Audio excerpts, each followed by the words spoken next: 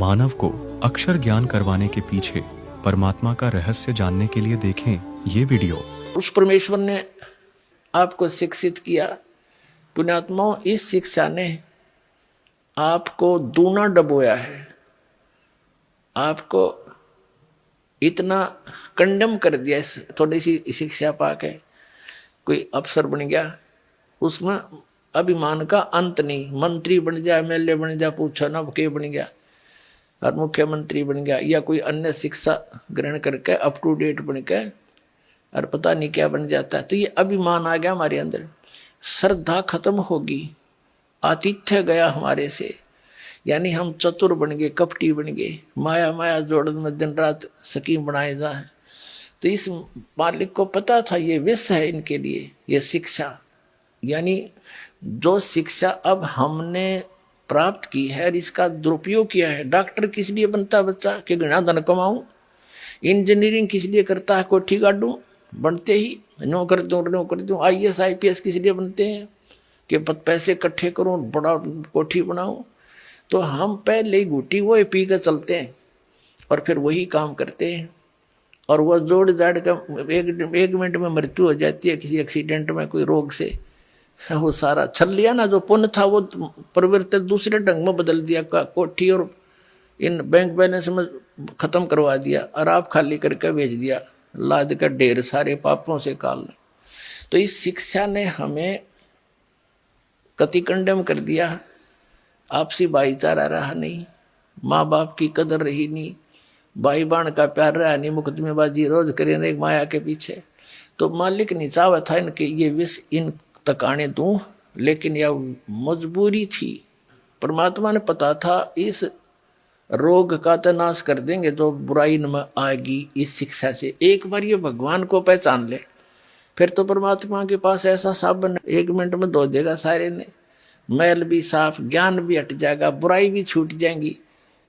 कौन छुएगा इस विष को? तो इसलिए परमात्मा ने आपको शिक्षित करना पड़ा, अक्षर ज्ञान दिया। वेदों और गीताओं और सभी नकलियों के अनुभव से तुलना करके ही आप उनको छोड़ सकते हो, पहचान सकते हो ओरिजिनल और डुप्लीकेट को। अभी तक हमारे पास ये विकल्प नहीं था कि ये संत कह रहा है यह सच्ची है, यू कह रहा है यह सच्ची है, तीसरा कह रहा है वो सत्य है, या चौथा कहता वह सत्य है। जिसके वचन हम सुनते थे हमने सारे अच्छे लगे थे, क्योंकि हमने कुछ पैमाना तो था नहीं तोल जा।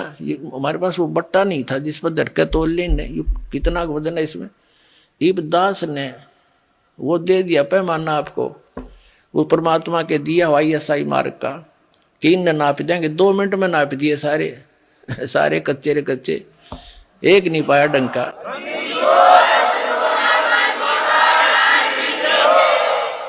तो विश्व के वर्तमान के कोई भी संत शास्त्र अनुकूल साधक नहीं है, ना उनके अनुयायी है। तो दास की प्रार्थना यही है कि वो संत भी इस बात पर विचार करें, इसको मान बढ़ाई ना अड़ावें, अपना जीवन नाश ना करें। और ये तो इस मार्ग ने तो वो रोक के नहीं सकते, या तो भूल जाना। और जनता ने सबने आना पड़ेगा। 2 दिन पाछाओंगे वो पछताएंगे, और उन नकलियों को धक्काने भी गए कि उन्हें साची समझ कर भी ना मानने दिया हमारे को। अपने आत्माओं जो टीवी चैनलों पर चल रहा है परमात्मा का ज्ञान, ये कोई हम कोण में बैठ के गीत नहीं गा रहे। विश्व स्तर के चैनल हैं, और एक चैनल पर कहीं पर भी कोई छोटी सी कोई सूचना आ जाती है तो पूरे विश्व में फैल जाती है। और इसने 3-4 वर्ष हो गए परमात्मा के ज्ञान को चलते को, और कोई बोल के दिखाओ ज्ञान में, वो बकवाद तो करो कैसी, पर ज्ञान को कंडम करके दिखा दो एक भी पॉइंट परमात्मा के जो दास ने ज्ञान बताया।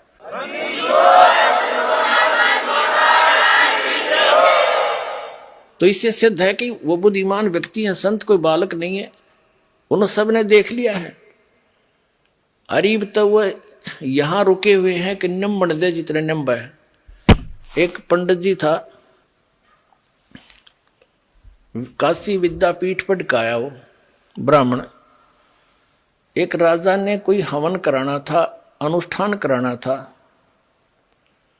उसका न्योता दिया। उसको रोजाना 1 रुपया दान दक्षिणा दे देते, वो पाठ करने लग गया। 1 महीने का कराना था।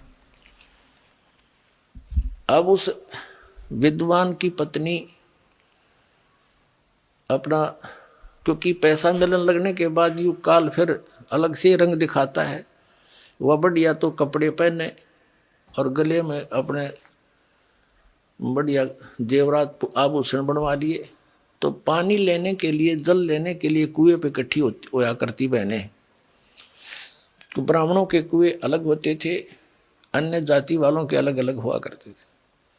तो सब ब्राह्मणी इकट्ठी होती तो वो पूछती कि ये नए नए आभूषण तू कैसे खरीद रही है। उसने बताया कि मेरा पति राजा के यहाँ कथा करने जाता है, मंत्र जाप करता, अनुष्ठान करता है, और राजा प्रतिदिन 1 चांदी का रुपया दक्षिणा देता है। तो उससे वार्ता हुई थी जिस बहन से, ब्राह्मणी से, उसने अपने पति के कान ठे कि आप यहाँ पड़े रहते हो, वो फलानी का घरवाला वहां जाता है और पाठ करता है।